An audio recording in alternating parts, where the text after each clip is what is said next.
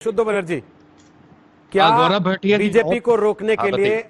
आप और लेफ्ट मिलकर टीएमसी के पीछे खड़े होने को तैयार हैं, जैसा ऑफर सौगत रॉय ने दिया?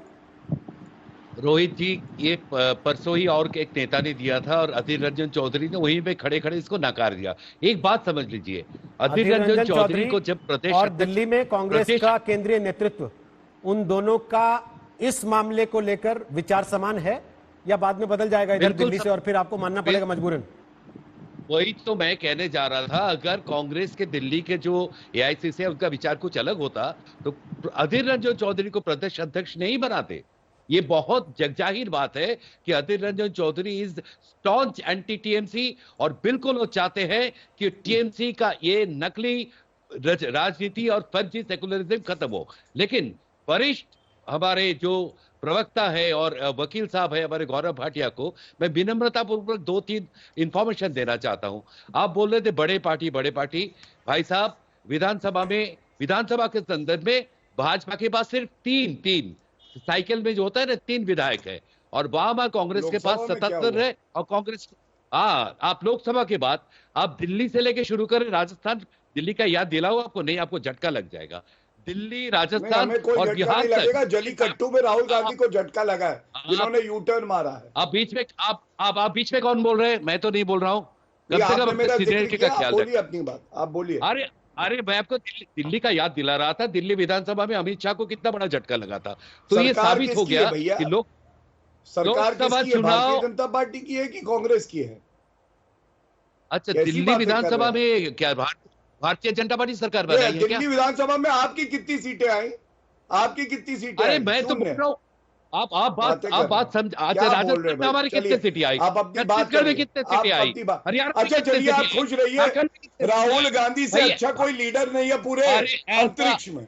राहुल गांधी से अच्छा लीडर पूरे अंतरिक्ष में कहीं नहीं है। Mercury, Venus, earth, Mars, Jupiter, Saturn, Uranus, Neptune, Rahul Gandhi is the best. आप बने रहिए, हमें कोई दिक्कत नहीं है। अच्छा हो गया, अब हार मान लिए तो लोकसभा के साथ विधानसभा चुनाव का कोई संपर्क नहीं है। एक बात सुन लीजिए, आपसे इतना ही कहूंगा, ये आपके लिए है, ये आपके लिए है। आपने घुटने नहीं टेके, आप तो लेट गए, साष्टांग प्रणाम कर रहे हैं। आप क्या लड़ेंगे चुनाव? बताइए मुझे। आप तो पहले ही समझौता करके बैठे हैं। आप इतना डर गए कि मुझे बोलने नहीं दे रहे। आप इतना डर गए। अरे इतना तो धीरज रखा कीजिए। मुझे पता है आप क्या ममता बनर्जी के साथ के गुंडे हैं क्या? आप ममता बनर्जी के साथ के गुंडे हैं कि हम डर जाएंगे? आप डराने आए हैं हमें? शक्ल तो आपकी इतनी अच्छी है, क्यों डरेंगे हम आपसे? मोहब्बत से आप बात कर रहे हैं, नहीं डरेंगे।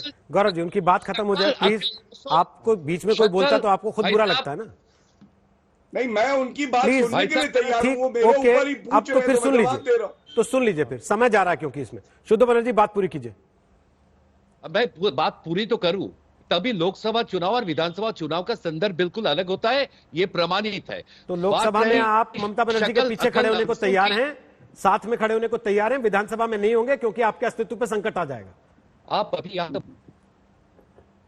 यही कह रहे हैं आप? भाई साहब, अभी विधानसभा देखिए, ऑल इंडिया पार्टी, कोई भी ऑल इंडिया पार्टी हो, भाजपा हो, कम्युनिस्ट हो या कांग्रेस हो, उनका प्रदेश और जो आपका लोकसभा चुनाव का जो मुद्दा होता है, जो अवस्थान होता है, अलग अलग होता है। उस स्थिति को याद रखते हुए होता है। और सीपीएम के साथ जो हमारा गठबंधन है, 2016 में भी हमारा अनऑफिशियल था। और रिजू दत्ता को याद दिला दूं, 1991 में जिस मंत्रिसभा में, राव की मंत्रिसभा में ममता बनर्जी मंत्री बनी थी, उसका सपोर्ट लेफ्ट का था। उनको पता नहीं है कि 91 से 95 जो मंत्री बनी रही, इतिहास बताइए